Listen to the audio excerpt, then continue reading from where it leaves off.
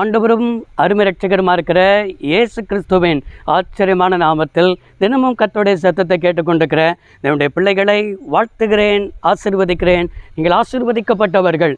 இந்த நாளிலும் கூட கர்த்தர் உங்களுக்கு தீர்க்கமாய் பேசுகிற ஒரு வார்த்தை, உன் தடைகள் மாறும் என்பதாக ஆண்டவர் பேசுகிறார். பாருங்க, 3 விதத்தில் தடைகள் வரும். ஆண்டவர் நமக்கு தடைகளை கொண்டு வருவதும் உண்டு, பிசாசு நமக்கு தடைகளை கொண்டு வருவதும் உண்டு, நமக்கு நாமே தடைகளை கொண்டு வருவதும் உண்டு. பெரிய தீர்க்கதரிசி யோனா தீர்க்கதரிசி. ஆனால் ஆண்டவர் இவனை நினிவேக்கு என்ன செய்கிறார்? போக சொல்கிறார். இவன் தர்சீசுக்கு என்ன செய்கிறான்? ஓடி போகிறான். இது நிமித்தமாக அங்கே ஆண்டவர் ஒரு பெருங்காற்றை என்ன செய்தார்?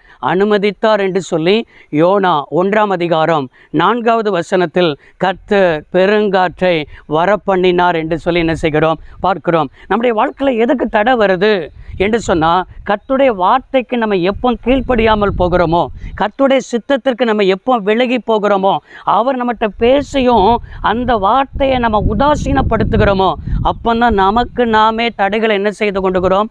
உண்டு பண்ணுகிறோம். நம்ம என்ன நினைக்கிறோம்னா, இவர்களால் தான் இந்த தடை வந்துருச்சு, இல்லைன்னா பிசாசு தான் தடை கொண்டு வந்துட்டான்னு சொல்லி நம்ம மற்றவர்களிடத்திலேயே குறை சொல்லி கொண்டிருக்கிறோம். இந்த தடைக்கு காரணம் நாம் என்று சொல்லி என்ன செய்ய மாட்டேங்கிறோம்? உணர மாட்டேங்கிறோம். பாருங்க, நினிவே என்பது என்ன? ஒரு புறஜாதிய பட்டணம். அசிரியாவுடைய தலைநகரம் தான் நினிவே.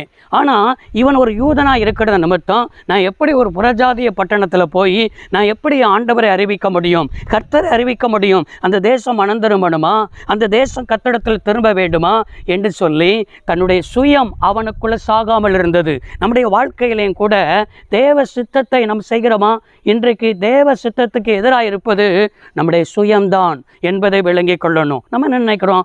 நம்ம அவன்கிட்ட பேசவே மாட்டோம், செத்தாலும் வேண்ட பேச மாட்டோம், செத்தாலும் வேண்ட போய் பேச மாட்டோம், செத்தானவனுக்கு முன்னால் நிற்க மாட்டோம் என்று சொல்லி நம்ம இன்னைக்கும் வைராக்கியத்தில் இருக்கிறோமே. இன்னைக்கும் நமக்குள்ள என்ன செய்யணும் சொன்னால், கசப்பு, மன்னியாத தன்மை எல்லாம் நமக்குள் காணப்படுகிறது. இன்னைக்கு ஆண்டவர் உனக்குள்ள என்னென்ன காரியங்கள் காணப்படுகிறதோ, உடைக்க வேண்டியதை உடைப்பதற்கு, நொறுக்க வேண்டியதை நொறுப்பதற்கு நீ ஒப்பு கொடுத்தாதான் பெருங்காற்று மாறும். அன்னைக்கு யோனா தீர்க்கதரிசியுடைய வாழ்க்கையில் சொன்ன ஒரு வார்த்தை, என்னை தூக்கி சமுத்திரத்தில் போடுங்கள், இந்த பெருங்காற்று நிற்கும் என்று சொன்னான். அதே போல நின்றது. 2ஆம் அதிகாரத்தில், யோனா 2ஆம் அதிகாரத்தில் மீனை வயிற்றில் போய் நெருக்கத்தின் மத்தியில் ஜெபம் பண்ணினான்.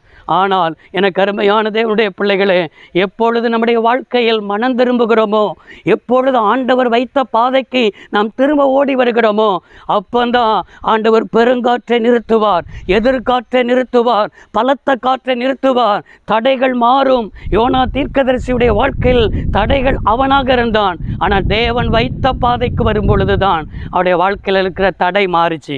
இன்னைக்கு ஏன் தடை? நீங்கள் தான் தடை, உங்கள் சுயம்தான் தடை. நீங்கள் ஆண்டவருக்கு குரோதமாய் என்ன செய்யணும் சொன்னால், வார்த்தை குரோதமாய் செய்வது தான் தடை. இன்னைக்கு தடைகளை உடைத்து போட்டு, தடைகள் நம்மளால் வருகிறது, இந்த காரியத்தினால தான் வருகிறது என்று சொல்லி நிதானித்து சிந்தித்து ஆண்டவர் வைத்த பாதைக்குள் ஓடி வாருங்கள், தடைகள் மாறும். ஜெபிப்போம். சர்வ வல்லமையுள்ள தெய்வமே, அன்பு தகப்பன், இந்த வார்த்தையின்படியே நம்முடைய பிள்ளையுடைய வாழ்க்கையில் தடைகள் மாறுவதாக இயேசு ரட்சக நாமத்தில் பிதாவே, ஆமென். கர்த்தர் உங்களை ஆசீர்வதிப்பாராக. God bless you all.